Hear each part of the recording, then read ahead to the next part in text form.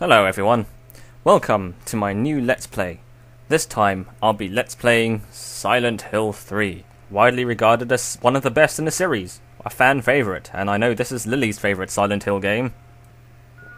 I'm going to mention now that this Let's Play will be a little different from my other ones, because you see, when I play Resident Evil or Shattered Memories and what have you, what I do is I basically play the game and narrate as I go along, and basically I'll give my reaction as to what happens in the games and the crazy stuff that the game throws at you.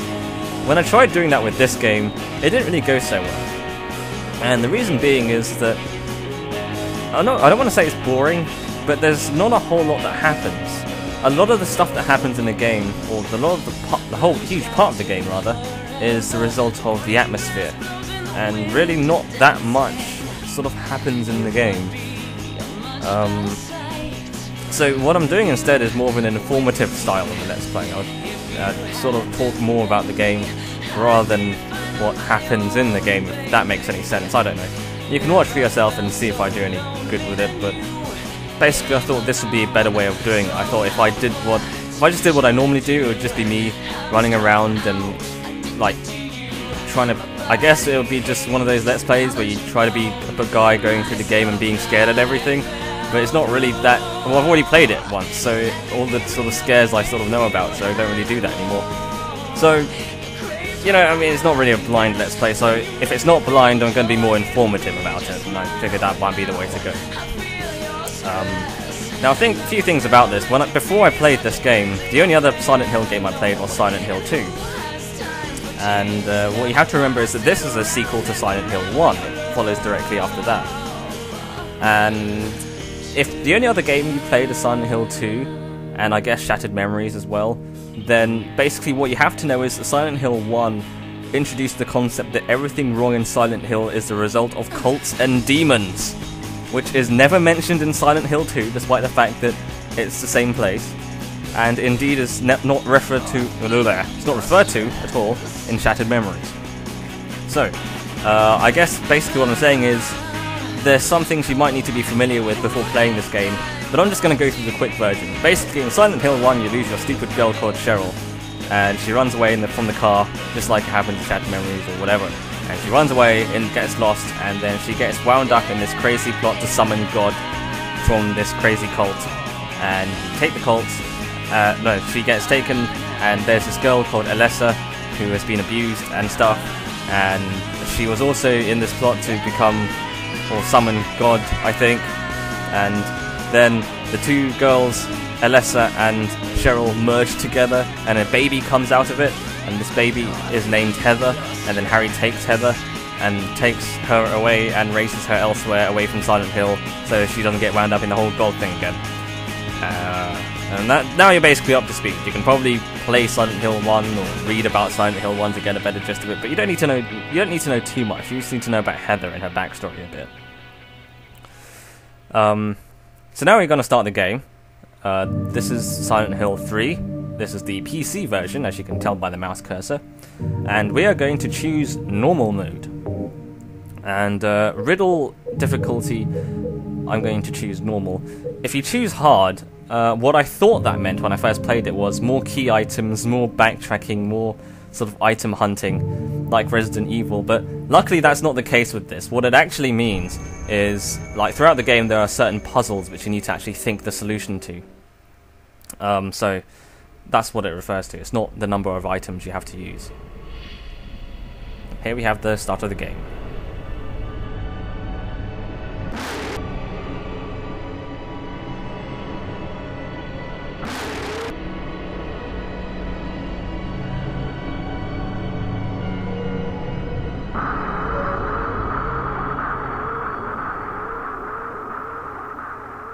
This is what happens to Epina after Ocarina of Time, by the way.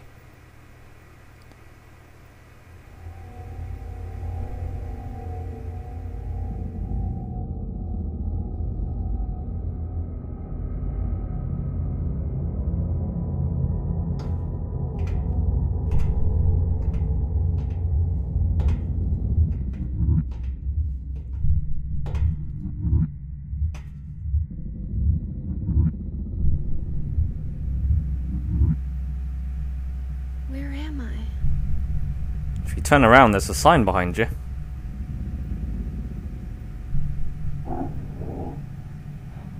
Call that a knife. This is a knife. And so begins our game.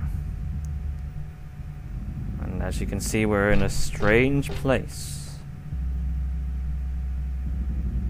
And it's apparently someone inside a costume.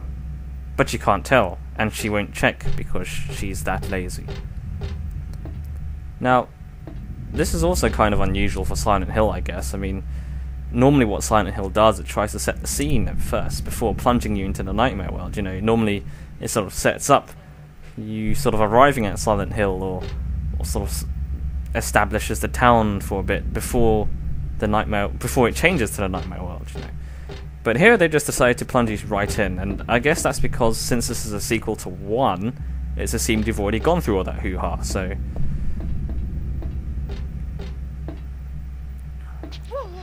And there are these holes here, but you cannot fall... No matter how hard you try, you won't fall them.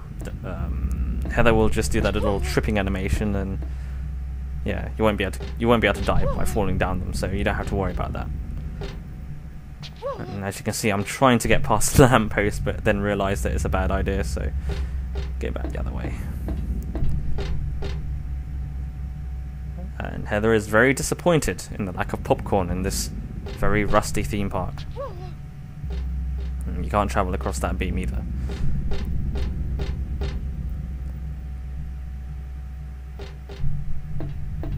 And here I just sort of wander around looking at anything and seeing if there's anything to examine or anything like that.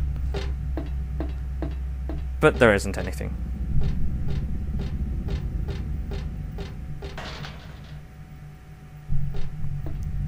I do like the lighting effects from the torch. Still pretty cool. And as you can see, if you hold the run button for too long, then your character does this sort of catching breath animation. Apparently there's a stamina bar, and apparently there's like a limit to how much you can run, but I've never had that problem, so as far as I can tell, you have unlimited stamina. The catching breath animation has no real significance. I might be wrong though. And so I think we've pretty much explored this area now, so we'll go through the door and we'll see what lies beyond. Maybe we can find the roller coaster that the map was talking about. And immediately things hit the... well, things go crazy because we have zombie dogs trying to kill us. And as you can see, looking and reading sort of things in the environment doesn't pause the game like it does in Resident Evil. Things keep coming at you even when you're examining objects. So, you need to keep on your toes because shit's getting real now. Oh, big guy with giant arms. Unfortunately, all these doors are locked. All except this one. Now in a gift shop. Which doesn't actually have anything of interest. But we'll look around anyway.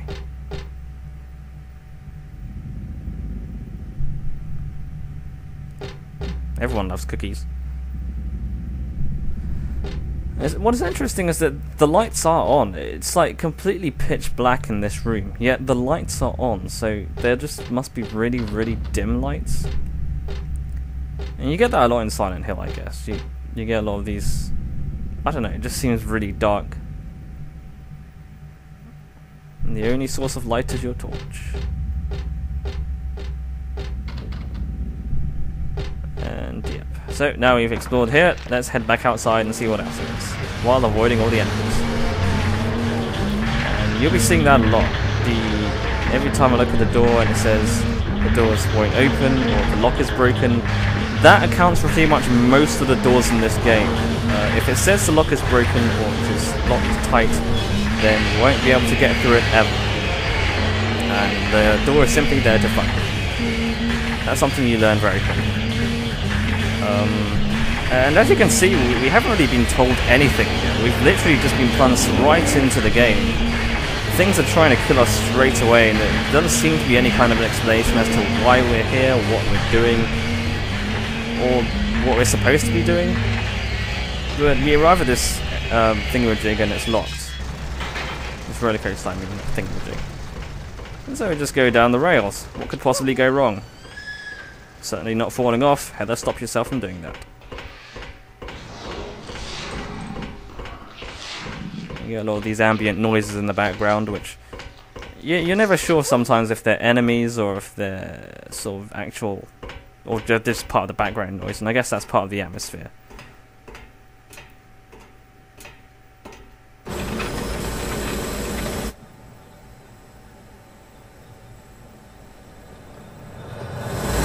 You draw distance.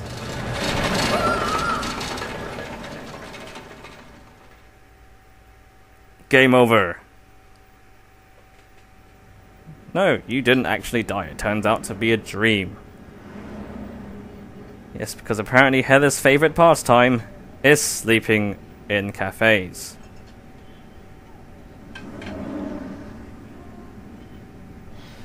It doesn't even look like she ordered any food. She just went in the cafe and slept. Maybe she has narcolepsy. Who knows? What a nightmare.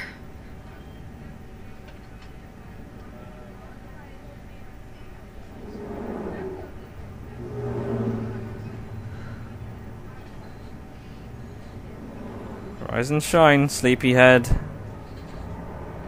Let's start the game already.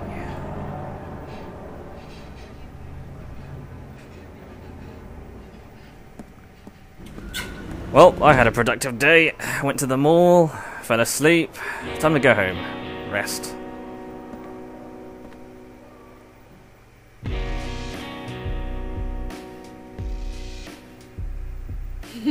Dad, it's me.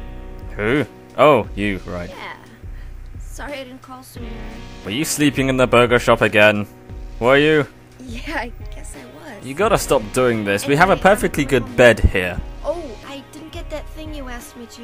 You didn't get your virginity back? How dare you? I asked specifically for that. Okay, I will. I love you too, Dad.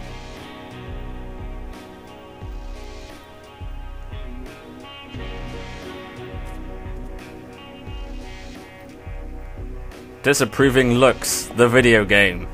Heather, I need to speak with you. My name is Douglas Cartland. I'm a detective. A detective? Oh, I'm not falling for that again. Detective? Really? Well, nice talking to you. Shouldn't a detective have a badge or some kind of proof that he's a detective, rather than just Hold saying on. it? There's someone that wants to meet you. Just let me have an hour. No, half an hour of your time. My daddy always told me not to talk to strangers. You're pretty strange. This is very important. It's about your birth. I'm not interested. My birth is so boring. Although it really doesn't help that he is kind of dressed like a pervert and kind of sounds like one too. Are you still following me? Do I have to scream? Sorry. I'll wait here. You don't have to scream. It's not like anyone will hear you. I'm sorry. Anyway, now we have control of Heather again. And we notice this thing on the wall. Now this is actually the game's save point, but they hold some kind of significance in the story as well, but I can't remember exactly what it is, but it makes Heather go crazy and everything goes red and we go into the save screen. Now I don't need to use these actually, because this is the PC version and I can actually save anywhere I want to. But I'll just show, because sometimes she says interesting things when she looks at them, so I'll use them whenever I come across them. And there's nothing in these toilet stalls except for the one that's closed, which has a person in there. So if you knock on it and they knock back. And there really isn't much in this room, and if you try to leave through the door, she doesn't want to go outside because the creepy old man's there. So the only other way is through the window.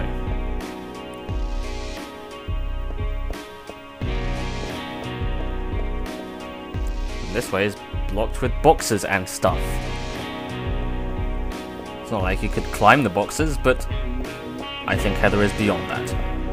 Yeah, she is a lady of standards, shall we say. There's a door here, but let's see what lies beyond the door. There's a van though. And she kind of brought to walk around the van, not that you should. But there's nothing here. So let's go through the door that was highlighted to us when the camera angle changed.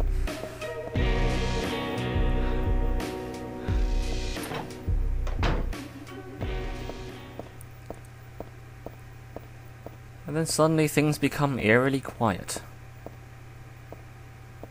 And so begins our journey. We will examine all the doors and watch as most of them are locked. Now that one, when it just says it's locked, it means that you can open it somehow, whether you need a key or need to open it from the other side, then that's what it means. If it says the lock is broken, then you'll never be able to open it. And immediately you'll notice things aren't quite right.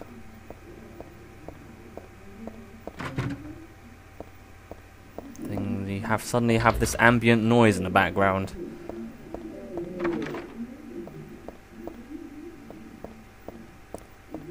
It seems like the only way we can go is beneath the shutter.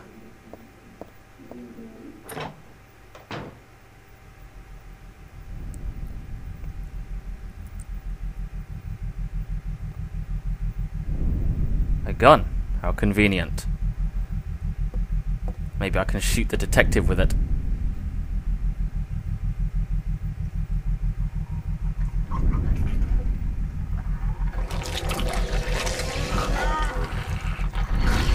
Kenneth, no! Another casualty from the Stars Bravo team.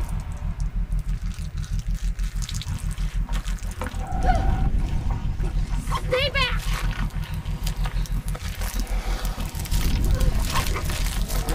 Get the hell away from me! Am I nodding in agreement? Am I shaking my head? I just don't know. I'm that crazy.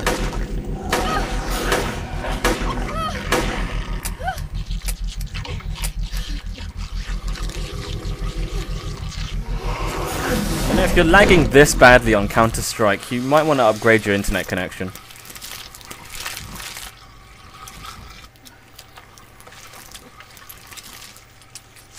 What the hell is this thing? A fine question to ask, Heather Mason. And I have looked up the answer on the Silent Hill wiki. Apparently these monsters are called Closer. Yes. Personally, I think that's a stupid name, so I'm going to call it Vagina Mouth. Now, these Vagimouths have giant arms and can hit you for a lot of damage, but they're also very slow. We will see more of them later on. As you can see, we're just looking around trying to find any useful items. There's a door here, but let's explore this shop a bit more. We've got some bullets, which are always good. Let's take a look at our inventory screen. And as you can see, this is our health. If it's blue, it means it's good, and it goes to red the more you get hurt. And here we have our house key, which is for our door. And here is the only other item we have at the moment. So some kind of pendant. And inside there's some kind of jewel. And we're not really told anything about it, except that it's a lucky charm. Now when it's spoken like that, or written like that, then you know it's got some kind of significance later in the story. But we'll go into that later. And we don't have any maps or anything. And the only other thing we have is the pistol. And we also have the knife that we had at the start. The one we had in our dream sequence. And there's not really much else in here though. A dressing room. Oh jeez, I'm suddenly reminded of that Doctor Who episode with the baby and the Cybermen, but let's not go into that right now. Yeah, so basically, shit's going crazy, monsters around, and yeah. Let's see what else is wrong with this world. This leads back to where we were earlier, so let's look around here first.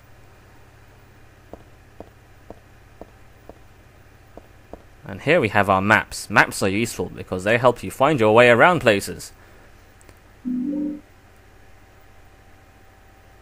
Let's take a look where we are now. And what's good about the maps in Silent Hill, if you don't already know, is that it does mark where you've been. So if you notice these doors The ones with scribbles means you can't go through them. The ones with the big, thick lines means that they're locked. And the ones with arrows means that they're open. And if you unlock a door, then she draws an arrow through the thick line, so it means that you've unlocked it. Then it helps you keep track of things.